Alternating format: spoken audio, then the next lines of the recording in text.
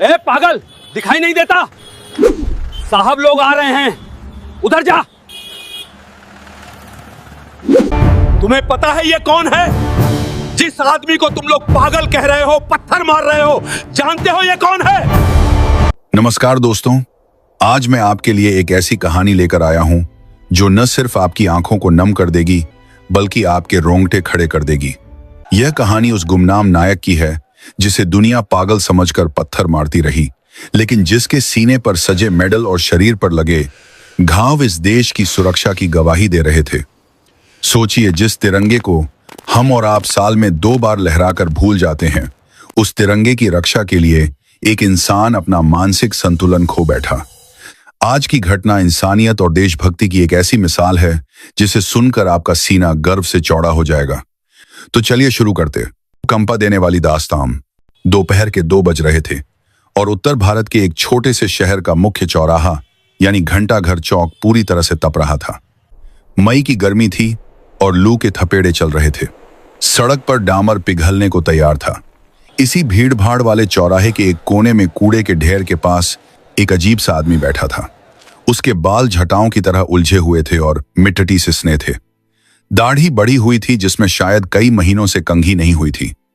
उसके बदन पर कपड़ों के नाम पर चिथड़े लटके थे जो शायद उसने किसी कूड़ेदान से उठाए होंगे। वह आदमी अपनी ही धुन में कुछ बड़बड़ा रहा था। आने जाने वाले लोग उसे हिकारत भरी नजरों से देखते। कोई उसे पागल कहता तो कोई गंदा भिखारी। चौराहे पर एक फलों की दुकान थी जिसका मालिक सोहनलाल बहुत ही गुस्सैल था। वह पागल आदमी सोहनलाल की दुकान के पास पड़े एक सड़े हुए केले को उठाने के लिए बड़ा। भूख इंसान को जानवर बना देती है और वह तो फिर भी मानसी का रूप से बीमार था। जैसे ही उसने हाथ बढ़ाया, सोहनलाल चिल्लाया, अरे ओ पागल, चल हट यहां से, ग्राहक खराब कर रहा है मेरा, भाग यहां से वरना डंडे से मारूंगा। वह आदमी डरा नहीं। उसने एक अजीब सी मुस्कान के साथ सोहनलाल की तरफ देखा और एकदम सावधान की मुद्रा में खड़ा हो गया। उसने अपने माथे पर हाथ रखकर सोहनलाल को सैल्यूट किया और जोर से बोला, जय हिंद सर, दुश्मन सीमा पर है, हम पीछे नहीं हटेंगे। सोहनलाल और वहां खड़े कुछ लड़के जोर जोर से हंसने लगे। एक लड़के ने कहा, अरे यह तो पागल फौजी है, रोज इसका यही ड्रामा रहता है, दिन भर खुद को बॉर्डर पर समझता है। दूसरे लड़के ने मजाक उड़ाते हुए सड़क पर पड़ा एक पत्थर उठाया और उस पागल की तरफ फेंक दिया। पत्थर सीधा उस आदमी के माथे पर लगा। खून की एक पतली धार निकल आई, लेकिन उस पागल ने न दर्द की परवाह की न खून की। उसने बस अपना सैल्यूट नहीं तोड़ा। वह वैसे ही तना खड़ा रहा जैसे कोई सिपाही अपने कमांडर के सामने खड़ा होता है।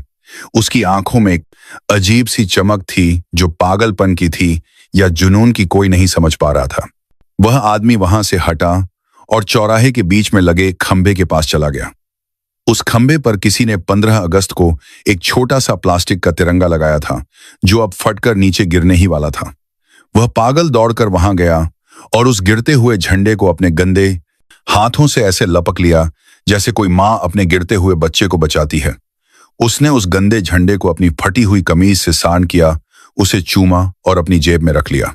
लोग यह देख रहे थे और कह रहे थे, देखो नौटंकी, यह पागल अब झंडा लेकर नाचेगा।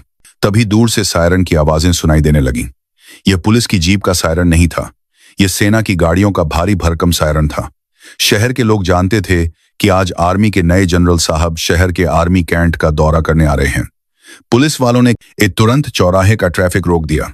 सीटी बजाते हुए हवलदार चिल्लाने लगे, ई सब पीछे हो जाओ, रोड खाली करो, आर्मी का काफिला आ रहा है, कोई बीच में नहीं आएगा। इंस्पेक्टर राठी अपनी जीप से उतरे और डंडा फटकारते हुए उस पागल की तरफ लपके जो अभी भी सड़क के किनारे खड़ा होकर उस प्लास्टिक के झंडे को सीधा करने की कोशिश कर रहा था। इंस्पेक्टर ने डांटते हुए कहा, ए पागल, दिखाई नहीं देता? साहब लोग आ रहे हैं, उधर जा, गटर के पास बैठ जा, तेरी बदबू से साहब का मूड खराब हो जाएगा, चल भाग। इंस्पेक्टर ने उसे धक्का दिया। वह आदमी लड़खड़ाया, लेकिन उसने इंस्पेक्टर को भी पलटकर सैल्यूट मारा और बोला, सर मिशन पूरा हुआ, रिपोर्टिंग फॉर इंसान ड्यूटी सर। इंस्पेक्टर ने अपना माथा पीट लिया। उसने 2 हवलदारों को इशारा किया कि इसे पकड़कर पीछे खड़ा कर दो। हवलदारों ने उस पागल को बाहों से पकड़ा और भीड़ के पीछे धकेल दिया। तभी सामने से आर्मी का काफिला नजर आया। सबसे आगे मिलिट्री पुलिस की बुलेट थी, उसके पागल पांव की बास, पीछे जिप्सी और बीच में थी एक काले रंग की चमचमाती टाटा सफारी जिस पर 3 स्टार लगे थे। यह गाड़ी थी लेफ्टिनेंट जनरल विक्रम सिंह की। विक्रम सिंह भारतीय सेना के एक बहुत ही सख्त और सम्मानित अधिकारी थे। उनका नाम सुनकर ही दुश्मन कांपते थे। उन पीछे सेना के ट्रकों की एक लंबी लाइन थी।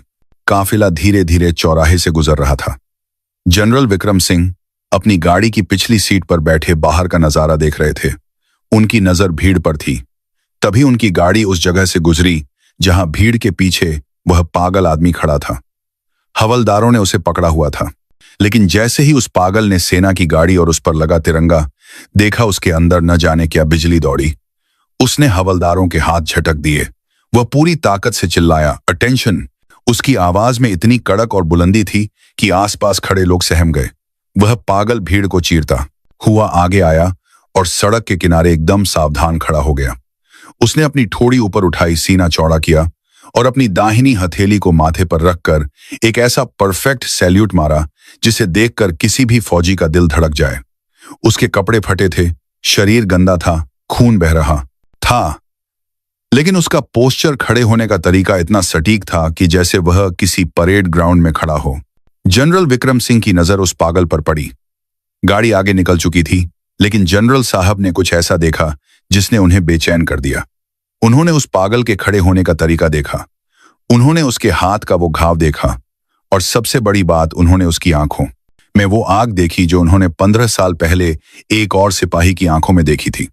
जनरल विक्रम सिंह ने तुरंत ड्राइवर को आदेश दिया, गाड़ी रोको, स्टॉप द कार। ड्राइवर ने अर्जेंट ब्रेक मारा। टायरों की चीख के साथ पूरा काफिला रुक गया। पीछे आ रहे ट्रक और जीप भी रुक गईं। पुलिस वाले घबरा गए। इंस्पेक्टर राठी दौड़ते हुए आए कि शायद कोई सुरक्षा में चूक हो गई। जनरल विक्रम सिंह दरवाजा खोलकर गाड़ी से नीचे उतरे। उनके बूटों की आवाज सड़क पर गूंजी। उनकी वर्दी पर लगे मेडल सूरज की रोशनी में चमक रहे थे। उन्होंने अपना काला चश्मा उतारा और पीछे की तरफ देखा। वहां वह पागल अभी भी सैल्यूट की मुद्रा में खड़ा था। उसका हाथ नीचे नहीं आया था। जनरल विक्रम सिंह धीरे धीरे उसकी तरफ बढ़ने लगे। पूरा चौराहा सांस रोके देख रहा था। सोहनलाल और पत्थर मारने वाले लड़के डर के मारे कांप रहे थे। उन्हें लगा कि जनरल साहब अब इस पागल को मरवाएंगे क्योंकि इसने रास्ता रोका है। इंस्पेक्टर राठी बीच में आए और बोले, सर, आई एम सॉरी, यह यहां का पागल है, दिमाग से पैदल है, मैं अभी इसे हटवाता हूं। सिपाही ले जाओ इसे। जनरल विक्रम सिंह ने हाथ के इशारे से इंस्पेक्टर को चुप रहने को कहा। उनकी नजरें सिर्फ उस पागल पर टिकी थीं। जनरल साहब उस गंदे और बदबूदार आदमी के बिल्कुल करीब जाकर खड़े हो गए। वह आदमी अभी भी सैल्यूट किए हुए था। उसकी नजरें सामने टिकी थीं, पलक भी नहीं झपक रही थी। जनरल विक्रम सिंह ने कांपती हुई आवाज में पूछा, मेजर, मेजर रणवीर?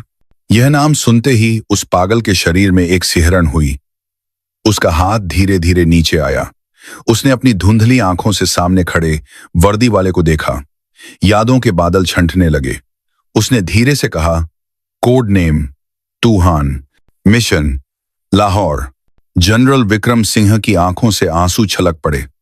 यह देश के आर्मी चीफ थे जो कभी नहीं रोते थे, लेकिन आज सड़क के बीचों बीच उनकी आंखों से गंगा जमुना बह रही थी। वह आगे बढ़े और उस गंदे पागल को अपने सीने से लगा लिया, कसकर, इतना कसकर जैसे कोई खोई हुई दौलत मिल गई हो। जनरल साहब का बेदाग यूनिफॉर्म उस पागल की गंदगी और खून से सन गया, लेकिन उन्हें कोई परवाह नहीं थी। जनरल साहब रोते हुए बोले, रणवीर, तुम जिंदा हो, मेरे शेर, तुम जिंदा हो। हमने तो मान लिया था कि तुम शहीद हो गए। 15 साल कहां थे तुम? भीड़ सन्न थी। पुलिस वाले बुत बने खड़े थे। किसी को समझ नहीं आ रहा था कि एक पागल को जनरल साहब सर और शेर क्यों कह रहे हैं। जनरल साहब ने उस पागल का चेहरा अपने हाथों में लिया। वह आदमी बच्चों की तरह जनरल को देख रहा था। उसने टूटी फूटी आवाज में कहा, सर, वो लोग बहुत मारते थे, नाखून निकाल लिए सर, पर मैंने अपना नाम नहीं बताया, मैंने देश का राज नहीं बताया सर। मैं पास हो गया ना सर। यह सुनकर वहां खड़े हर शख्स का कलेजा मुंह को आ गया। जनरल विक्रम सिंह ने पलटकर भीड़ और पुलिस वालों की तरफ देखा। उनका चेहरा गुस्से से लाल था। वह दहाड़े तुम्हें पता है यह कौन है? जिस आदमी को तुम लोग पागल कह रहे हो, पत्थर मार रहे हो, जानते हो यह कौन है? सन्नाटा छाया रहा। जनरल साहब ने चिल्लाकर कहा, यह भारतीय सेना के पैरा स्पेशल फोर्सेस के मेजर रणवीर सिंह राठौर हैं। 1999 के कारगिल युद्ध के सबसे बड़े हीरो, जिसने अकेले दुश्मन के बंकर में घुसकर उनके 10 सैनिकों को मारा था और उसके बाद एक गुप्त मिशन पर पाकिस्तान गए थे।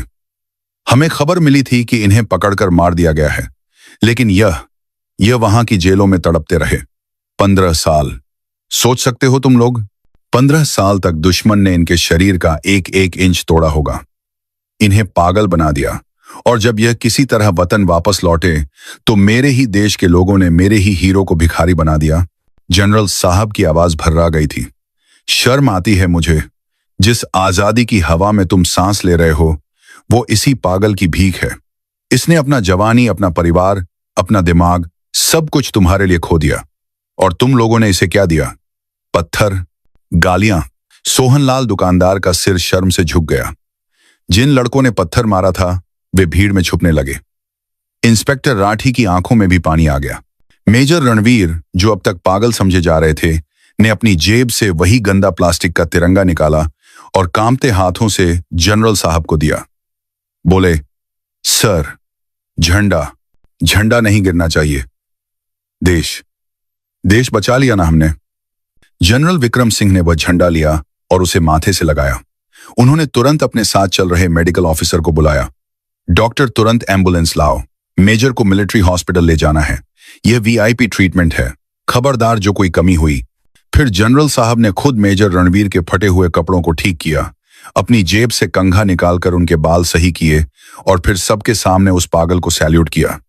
इस बार यह सैल्यूट एक जनरल का एक मेजर को नहीं था, बल्कि एक भाई का एक भाई को था, एक इंसान का एक देवता को था। देखते ही देखते वहां खड़ी हजारों की भीड़ ने तालियां बजानी शुरू कर दी। भारत माता की जय के नारे गूंजने लगे। जनरल साहब ने मेजर रणवीर का हाथ पकड़ा और उन्हें अपनी सफारी गाड़ी में बैठाया, वही सीट जहां जनरल साहब बैठते थे। जब काफिला वहां से निकला तो मेजर रणवीर गाड़ी की खिड़की से बाहर देख रहे थे और उनके चेहरे पर सुकून था, क्योंकि उन्हें अपना घर और पहचान मिल गई थी। बाद में पता चला कि मेजर रणवीर को पाकिस्तान ने पागलों की तरह बॉर्डर पर छोड़ दिया था, क्योंकि उनकी याददाश्त जा चुकी थी। वे भटकते भटकते इस शहर तक आ गए थे। मिलिट्री हॉस्पिटल में इलाज के बाद उन्हें यह याद आ गया कि वो एक फौजी हैं और आज वे अपने घर पर हैं, जहां सेना ने उन्हें पूरा सम्मान और वेतन दिया। लेकिन सवाल यह है कि क्या हमें हर बार किसी जनरल के आने का इंतजार करना पड़ेगा किसी हीरो को पहचानने के लिए? हमारे समाज में कितने ही ऐसे लोग सड़कों पर भटक रहे हैं जो किसी न इसी हादसे का शिकार हैं और हम बिना जाने उन्हें पागल कह देते हैं। उस दिन सोहनलाल और उस शहर के लोगों ने कसम खाई कि वे कभी किसी लाचार का मजाक नहीं उड़ाएंगे, क्योंकि फटे हुए कपड़ों के नीचे एक सम्राट भी हो सकता है। मेजर रणवीर ने साबित कर दिया कि एक फौजी का शरीर टूट सकता है, पर उसका जमीर और देशभक्ति कभी नहीं मरती। यह कहानी सिखाती है कि हम जिस आजादी का जश्न मनाते हैं, उसकी कीमत किसी ने अपनी जिंदगी देकर चुकाई है। अगर कभी सड़क पर कोई ऐसा व्यक्ति दिखे जो तिरंगे को सम्मान दे रहा हो, तो उसका मजाक मत बनाइए।